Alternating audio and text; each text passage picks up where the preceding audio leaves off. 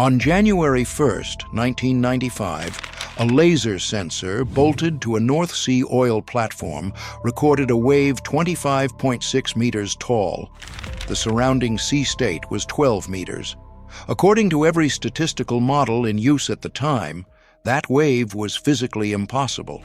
For most of the 20th century, oceanographers insisted that so-called rogue waves, vertical walls of water that appear and vanish in seconds, were sailor folklore. The mathematics said they couldn't happen. But a single afternoon's observation invalidated the existing mathematical models, compelling the entire offshore engineering sector to completely overhaul its foundational safety codes.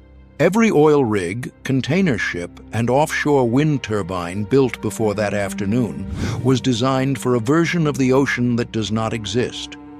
Engineers had calculated the worst-case wave using a statistical model called the Rayleigh distribution, which predicted that a wave more than double the surrounding sea state might occur once every 1,000 to 10,000 years.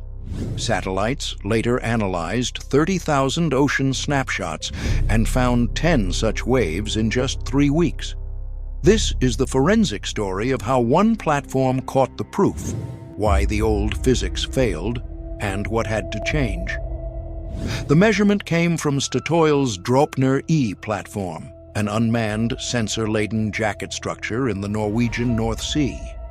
Verification came from the Norwegian Geotechnical Institute, the European Centre for Medium-Range Weather Forecasts, the European Space Agency's Project MaxWave, and a 2019 laboratory reconstruction led by Mark McAllister and Sam Draycott at the University of Oxford. To understand why a single spike on a laser readout shattered a century of engineering confidence, you first have to understand the model everyone trusted and the wreckage it couldn't explain.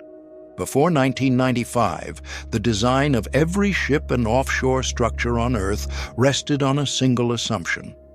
The ocean is linear. Waves pass through one another without transferring energy or changing shape. The height of the sea surface at any point is simply the sum of many small, independent wave components stacked on top of each other. This is the principle of linear superposition. In 1952, mathematician MS Higgins formalized the idea into a statistical framework. His model treated the sea surface as a stationary Gaussian process, a normal distribution of random variables. Wave heights followed a probability curve called the Rayleigh distribution, anchored to a metric called significant wave height, the average height of the tallest 1/3 of waves in a 20-minute sample. Under this framework, the probability of any single wave exceeding twice the significant wave height was somewhere between 1 in 10,000 and 1 in 100,000.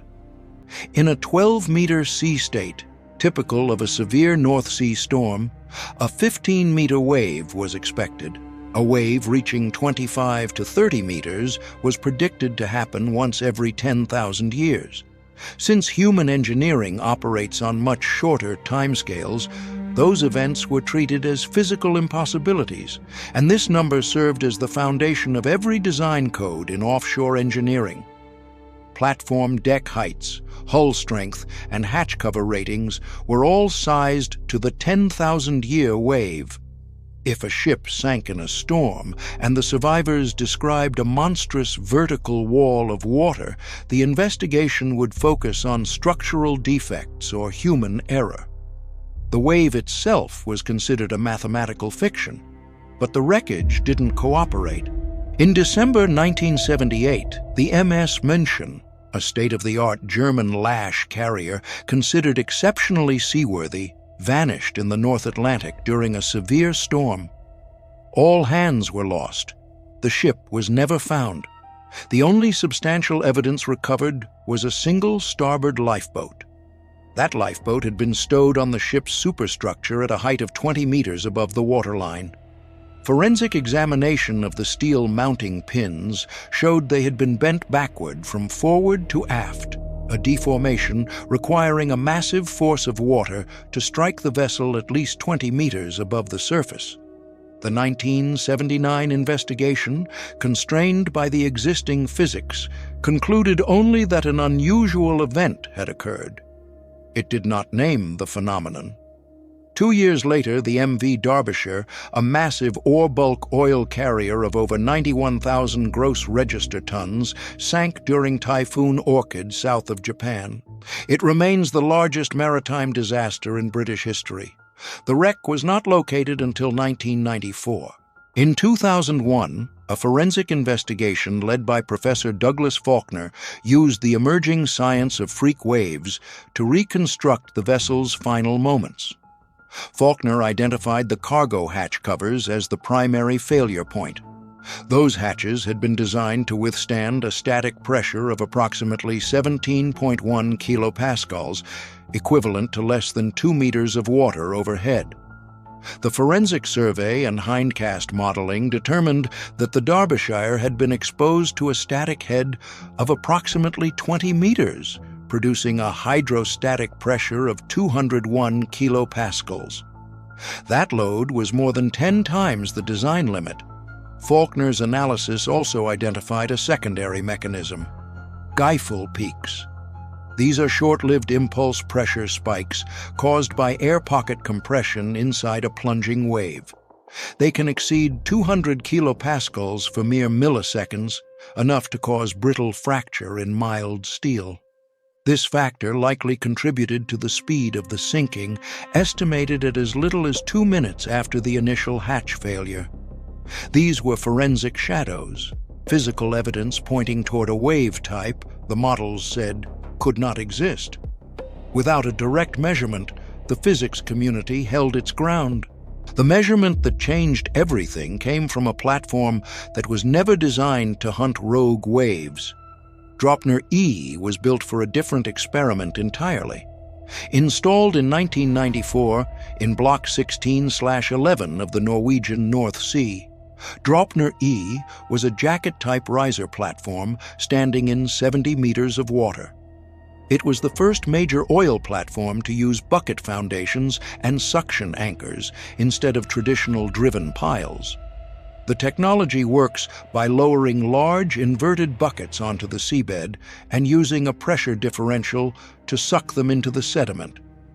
Because this anchoring method was relatively unproven at this scale, Statoil and the Norwegian Geotechnical Institute fitted the structure with an unprecedented sensor array to monitor how it responded to winter storms. The package included pressure gauges within the suction buckets to measure uplift and downward forces, accelerometers on the jacket pillars and foundation to track structural movement, tension gauges for cyclic loading, and a downward-pointing laser rangefinder mounted on the platform corner, sampling the sea surface at 2.1 Hz. This instrument package acted as a trap, waiting for a rogue wave to activate it. On New Year's Day, 1995, the weather was bad, but not unusually so for the central North Sea in winter. A low-pressure system sat over Sweden, driving a strong northwesterly flow across the region. Wind speeds at the platform exceeded 20 meters per second, but the atmospheric picture was more complex than a simple storm.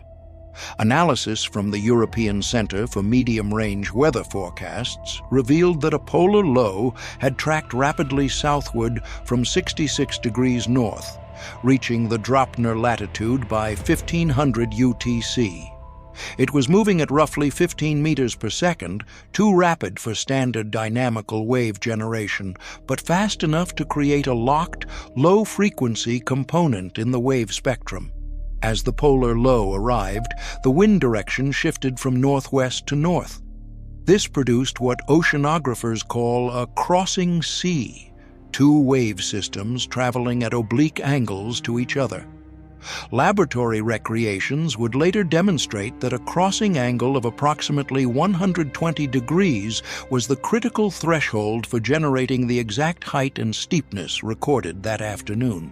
At 1524 UTC, the laser fired its pulse and returned a number that broke the model.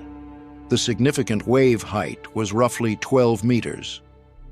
Under Gaussian theory, the largest individual wave in the 20-minute record should have topped out around 18 or 19 meters. The laser measured a trough-to-crest height of 25.6 meters.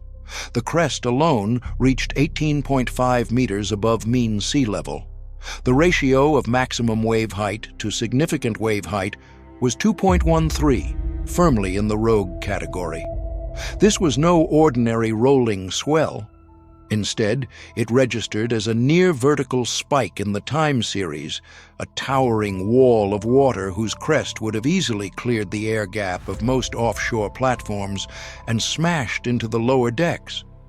When the data reached Per Sparevik and his team at the Norwegian Geotechnical Institute, the first instinct was skepticism. Laser sensors can malfunction in heavy sea spray. The beam can reflect off mist or foam and produce a ghost reading. So they turned to the platform itself.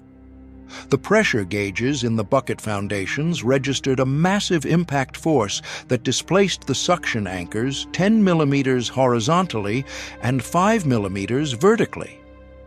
These were physical movements of the platform's foundation. No sensor glitch could replicate that. Accelerometers on the deck and foundation recorded a sudden, violent movement consistent with a heavy strike at the upper levels of the jacket structure. And then, the maintenance teams arrived. Steel railings 18 meters above mean sea level were crumpled. A heavy storage crate on a deck 33 meters above the water had been destroyed, likely by an upward jet of water generated when the wave impacted the jacket pillars.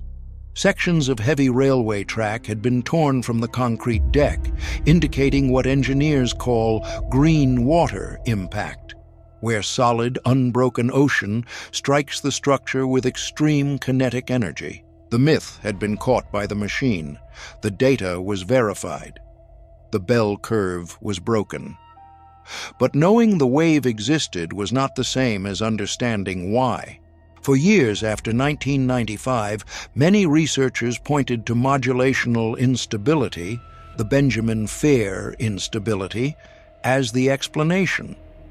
In this process, energy shifts between wave components in a narrow-banded system, concentrating into a single massive peak. It was a compelling laboratory phenomenon. In narrow wave tanks, it reliably produced rogue-like events. The problem was the open ocean. A team led by Francesco Fedele analyzed over 27,000 wave records collected over 18 years in the North Sea and found no evidence that modulational instability played a significant role in real-world rogue waves. In the open ocean, wave energy spreads in 3 dimensions. That directional spreading suppresses the narrow band focusing that works so cleanly in a laboratory channel.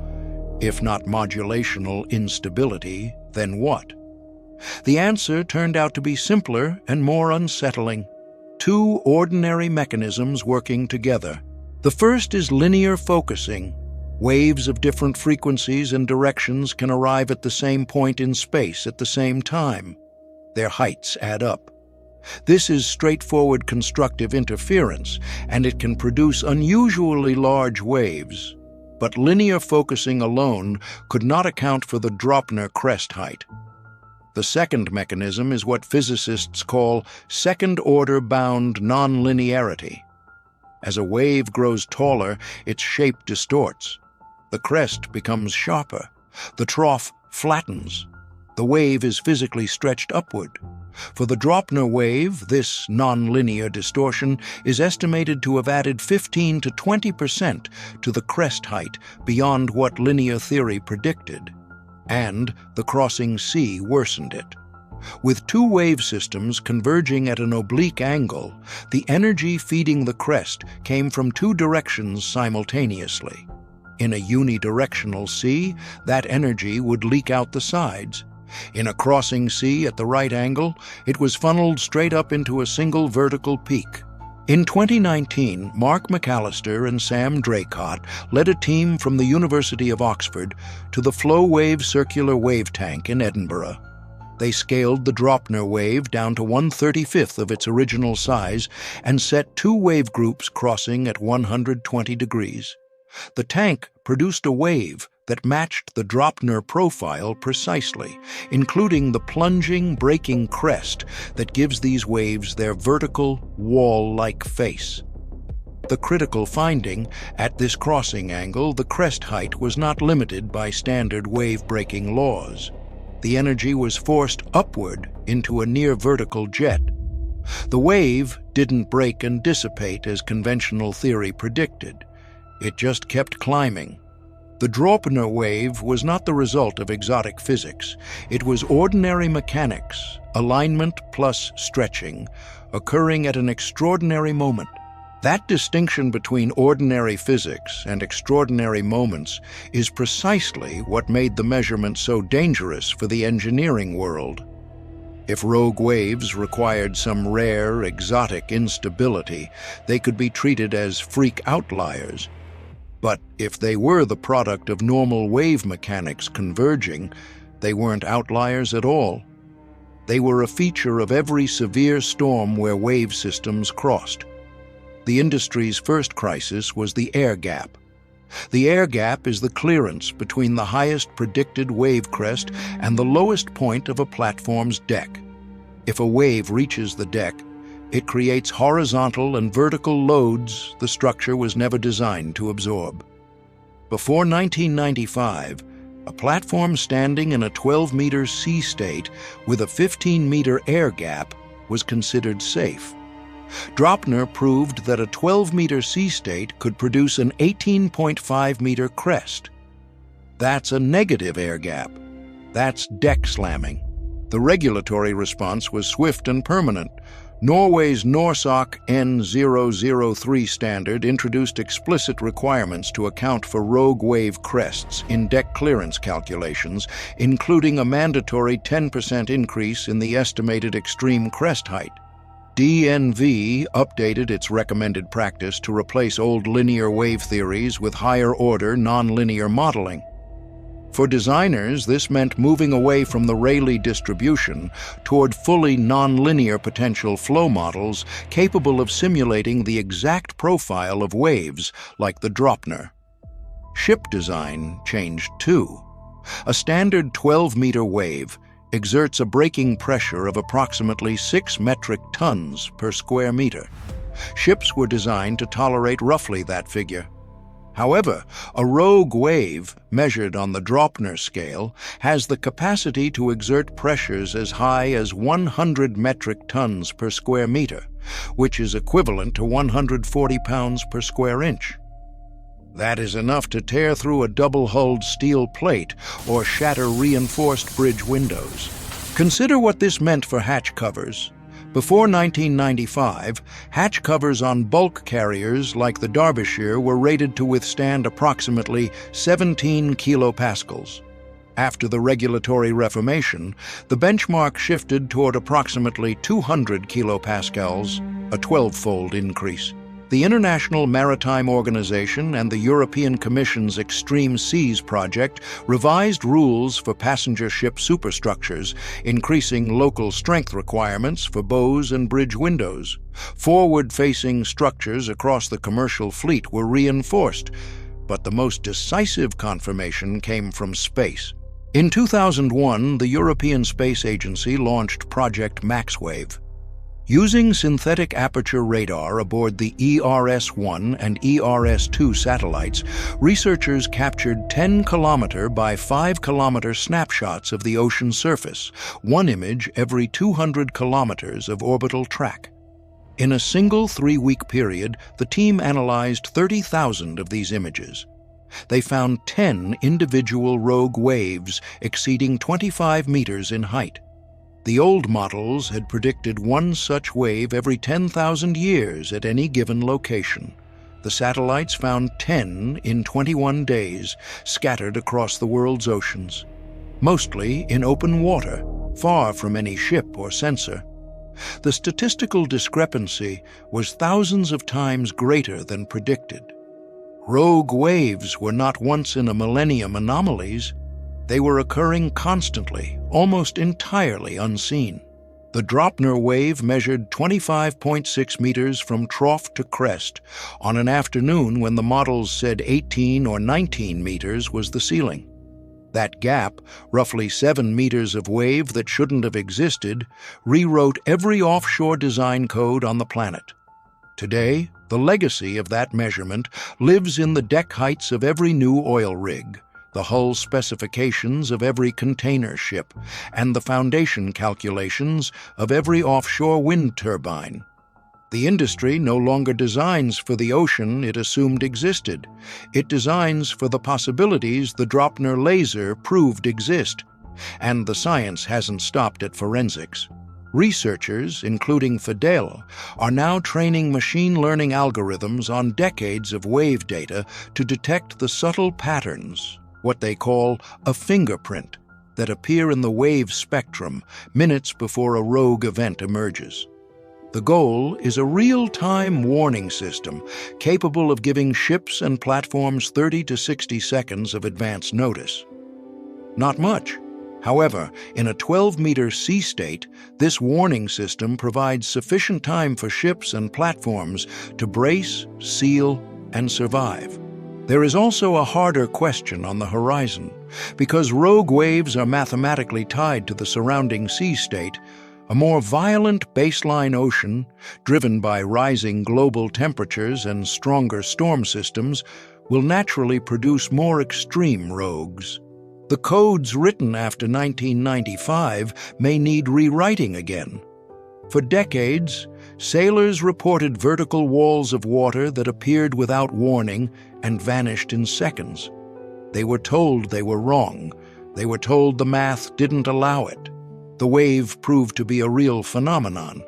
It was a data point waiting for a sensor.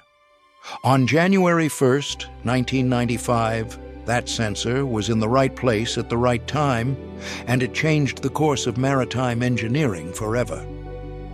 If this analysis of the Draupner wave stood out to you, consider checking out the following episode as well. Until next time, all the best.